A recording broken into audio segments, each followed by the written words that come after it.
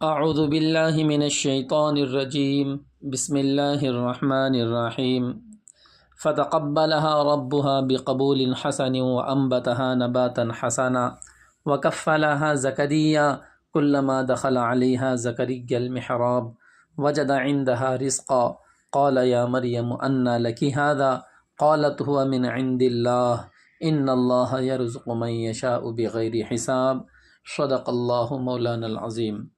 محترم و معزز سامعین کرام، یہ سورہ آل عمران کی آیت نمبر 37 ہیں۔ گزشتہ یہ بات آپ احباب کی خدمت میں بتائی گئی۔ حضرت مریم علیہ السلام کی جو والدہ تھیں حضرت حنہ، انہوں نے یہ منت مانگی تھی کہ ان کو جو اولاد ہوگی وہ بیت المقدس کی خدمت کے لیے وقف کریں گی۔ لیکن جب ولادت ہوئی تو کیا دیکھتی ہیں کہ لڑکی پیدا ہوئی ہے، تو حضرت حنہ نے اپنے نظر کو، اپنی منت کو پورا کرتے ہوئے حضرت مریم علیہ السلام کو بیت المقدس کے خادمین کے جو حوالے کیا ہے، اسی کا تذکرہ اس آیت مبارکہ میں اللہ رب العزت نے فرمایا ہے۔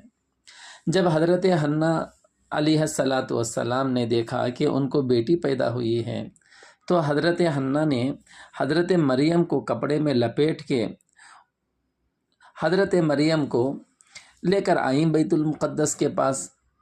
حضرت عبداللہ ابن عباس رضی اللہ عنہ سے یہ روایت ہے کہ جب حضرت مریم پیدا ہو گئیں تو ان کی والدہ جن کا نام حنہ تھا، ان کو کپڑے میں لپیٹ کر بیت المقدس میں لے گئیں، اور وہاں جو عبادت میں مشغول رہنے والے حضرات مقیم تھے ان کے سامنے رکھ دیا، اور پوری کیفیت بتا دی کہ میری یہ منت تھی اور لڑکی پیدا ہوئی ہے۔ زمانہ حمل میں لڑکی کے والد یعنی حضرت مریم کے جو والد تھے حضرت عمران، ان کی وفات ہو چکی تھی۔ وہ وہاں کے امام بھی تھے، وہ ہوتے تو بچی کی پرورش کے وہ زیادہ مستحق ہوتے، لیکن چونکہ حضرت مریم کی ولادت سے پہلے ہی ان کے والد کا انتقال ہو چکا تھا۔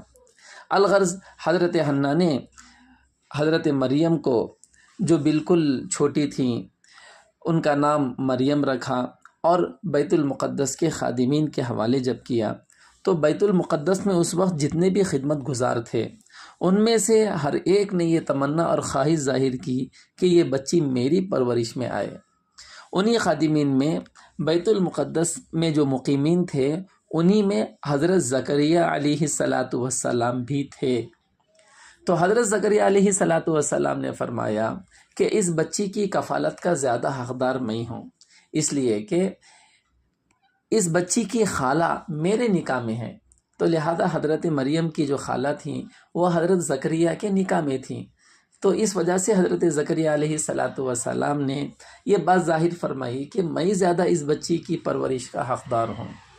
لیکن دوسرے مقیمین نے اس بات کو تسلیم نہیں کیا، لہذا جتنے بھی وہاں مقیمین تھے، خادمین تھے، سب نے آپس میں اس بات پر اتفاق کیا کہ خورا ڈالا جائے، اور خورا میں جس کا نام آئے گا وہی اس بچی کی کفالت کا ذمہ دار ہوگا۔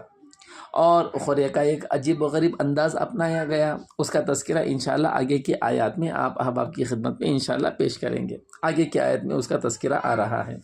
الغرض جب خورا ڈالا گیا تو حضرت مریم علیہ السلام کی کفالت کی ذمہ داری حضرت زکریا علیہ السلام ہی کو ملی۔ تو اللہ رب العزت نے اس آیت کریمہ میں اسی کا تذکرہ فرمایا۔ اللہ رب العزت فرماتے ہیں فَتَقَبَّلَهَا رَبُّهَا بِقَبُولٍ حَسَنٍ وَأَنبَتَهَا نَبَاتًا حَسَنًا۔ سو اس کے رب نے قبول فرما لیا اس بچی کو، اچھی طرح کا قبول فرمانا، اور اس کو بڑھایا اچھی طرح کا بڑھانا۔ وَكَفَّلَهَا زَكَرِيَّا، اور اس کو زکریا کی کفالت میں دے دیا۔ تو حضرت زکریا علیہ السلام کی کفالت میں، آپ کی ذمہ داری میں آنے کا تذکرہ اللہ رب العزت نے اس آیت کریمہ میں فرمایا۔ جب حضرت زکریا علیہ السلام کی کفالت میں آئیں حضرت مریم علیہ السلام، تو حضرت مریم کے لیے ایک کمرہ مخصوص کر دیا گیا جس کو یہاں پر محراب کہا گیا۔ تو بیت المقدس کے کمروں میں وہ ایک کمرہ تھا، بعض روایت کے مطابق وہ کمرہ اونچائی میں تھا، یا اور بھی کوئی تعبیر ہو سکتی ہے۔ تو بہرحال جس کمرے میں حضرت مریم علیہ السلام ہوا کرتی تھیں اس کمرے میں جب بھی حضرت زکریا علیہ السلام جاتے تو وہاں ایک عجیب و غریب یہ بات دیکھتے کہ بے موسم کے پھل وہاں پر موجود ہوتے. سردی کا زمانہ ہے تو گرمی کے پھل ہوتے، گرمی کا زمانہ ہے تو سردی کے پھل ہوتے. یہ عجیب و غریب چیز حضرت زکریا علیہ السلام نے وہاں پر محسوس کی اور پایا. حضرت زکریا علیہ السلام نے حضرت مریم سے پوچھا کہ اے مریم یہ پھل آتے کہاں سے ہیں؟ تو حضرت مریم فرماتی تھیں یہ اللہ کی طرف سے آتے ہیں. تو حضرت مریم علیہ السلام کو بچپن ہی سے اللہ رب العزت نے یہ خصوصی شان اور یہ خصوصی مرتبہ عطا فرمایا تھا. اسی کا تذکرہ اللہ رب العزت اس آیت کریمہ میں فرماتے ہیں کلما دخل علیہا زکریا المحراب، جب کبھی زکریا داخل ہوتے ان پر محراب میں. محراب سے مراد یہاں پر بیت المقدس کا وہ کمرہ ہے جس کمرے میں حضرت مریم علیہ السلام کو حضرت زکریا علیہ السلام نے رکھا تھا. تو جب کبھی زکریا علیہ السلام داخل ہوتے ان پر محراب میں تو وجد عندها رزقا، پایا ان کے پاس رزق. قال، حضرت زکریا علیہ السلام نے پوچھا یا مریم، اے مریم، انا لکی ھذا، کہاں سے ہیں یہ تیرے لیے؟ یہ جو پھل آتے ہیں، حالانکہ آپ باہر سے دروازہ بند کر کے جاتے ہیں اور حضرت زکریا کے علاوہ کسی دوسرے کو وہاں جانے کی اجازت نہ تھی، کسی دوسرے کے باہر سے اندر آئے بغیر یہ پھل آتے کہاں سے ہیں؟ انا لکی ھذا، تو حضرت زکریا کا یہ سوال تھا. حضرت مریم علیہ السلام نے فرمایا قالت هو من عند اللہ، انہوں نے کہا کہ وہ اللہ کے پاس سے ہے. ان اللہ یرزق من یشاء بغیر حساب، بے شک اللہ رزق دیتا ہے جس کو چاہے بے حساب. تو محترم معزز سامعین کرام، اللہ رب العزت نے اس آیت کریمہ میں حضرت مریم علیہ السلام کی اس کفالت کا تذکرہ فرمایا جو حضرت زکریا علیہ السلام کو اللہ رب العزت نے عطا فرمائی تھی. اور اس آیت کریمہ میں اللہ رب العزت نے حضرت مریم علیہ السلام کی شان بھی بیان فرمائی، اور حضرت مریم علیہ السلام کے رزق کا بھی اللہ رب العزت نے اس آیت میں تذکرہ فرمایا، اور آخر میں فرمایا اللہ جسے چاہتے ہیں بے حساب رزق عطا فرماتے ہیں. تو محترم معزز سامعین کرام، روزی دینے والی ذات اللہ کی ہے، رزق اللہ کے قبضے و قدرت میں ہے، اور اللہ رب العزت نے رزق کو اپنی عبادت میں چھپائے رکھا ہے.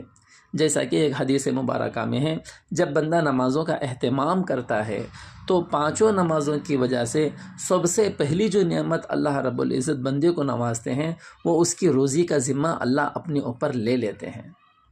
تو روزی اللہ رب العزت کی تقسیم سے ہے.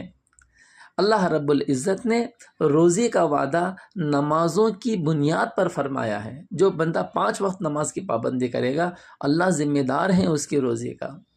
محترم معزز سامعین کرام، انسان کی زندگی کے یہ 5 مرحلے ہیں. ایک مرحلہ دنیا کی زندگی کا، دوسرا مرحلہ قبر کی زندگی کا، تیسرا مرحلہ میدان حشر کی زندگی کا، چوتھا مرحلہ پل صراط کی زندگی کا، 5واں مرحلہ ہمیشہ ہمیشہ کی جنت کا. اللہ رب العزت نے صرف نمازوں میں ان 5 مراحل کی کامیابی بیان فرمائی حضور اقدس صلی اللہ علیہ وسلم کی تعلیمات میں کہ جو بندہ 5 وقت نماز کی پابندی کرے گا اللہ دنیا میں اس کی روزی کی ذمہ داری لے لیتے ہیں، قبر کے عذاب سے اس کے قبر کے عذاب کو اٹھا لیتے ہیں، پل صراط بجلی کی طرح گزارتے ہیں، میدان حشر میں نام اعمال اس کے داہنے ہاتھ میں دیتے ہیں، اور بغیر حساب و کتاب کے اللہ اس کے لیے جنت کا داخلہ میسر فرما دیتے ہیں. تو اللہ رب العزت نے اس آیت کریمہ میں جہاں پر حضرت مریم علیہ السلام کا تذکرہ کرتے ہوئے آپ کے شان کو بیان فرمایا، وہیں پر اللہ رب العزت نے اپنی روزی کا بھی تذکرہ فرمایا کہ اللہ رب العزت جسے چاہتے ہیں اسے روزی دیتے ہیں اور بے حساب روزی دیتے ہیں. دنیا میں آنے والا ہر انسان اپنی مقدر کی روزی لے کر دنیا میں آیا ہے. ہم خواہ اپنی اولاد کے لیے پریشان ہوتے ہیں، پتہ نہیں میرا بچہ کیا کھائے گا، کیا کمائے گا، آگے مستقبل میں کیا کرے گا. خواہ ماں باپ اپنے بچوں کے لیے پریشان ہوتے ہیں، جبکہ اللہ رب العزت نے جہاں پر زندگی عطا فرمائی ہے وہیں پر اللہ رب العزت نے روزی کی ذمہ داری بھی لی ہے. فرمایا وَمَا مِن دَابَّةٍ فِي الْأَرْضِ إِلَّا عَلَى اللَّهِ رِزْقُهَا، زمین پر چلنے والا ہر جاندار، ہر زیرو جس کے اندر جان ہے، اس کی روزی کا ذمہ اللہ نے خود اپنے اوپر لے لیا ہے. اس کی روزی اللہ کی ذمہ داری ہے۔ تو محترم و معزز سامعین کرام، اللہ رب العزت نے اسی بات کو اس آیت کریمہ میں ارشاد فرمایا کہ اللہ جسے چاہتے ہیں بے حد و حساب، بغیر حساب و کتاب کے اللہ اسے روزی عطا فرماتے ہیں۔ الغرض یہ سورہ آل عمران کی آیت نمبر 37 ہے، جس میں اللہ رب العزت نے حضرت مریم علیہ السلام کی شان کو اور حضرت زکریہ علیہ السلام کی کفالت کو بیان فرمایا ہے۔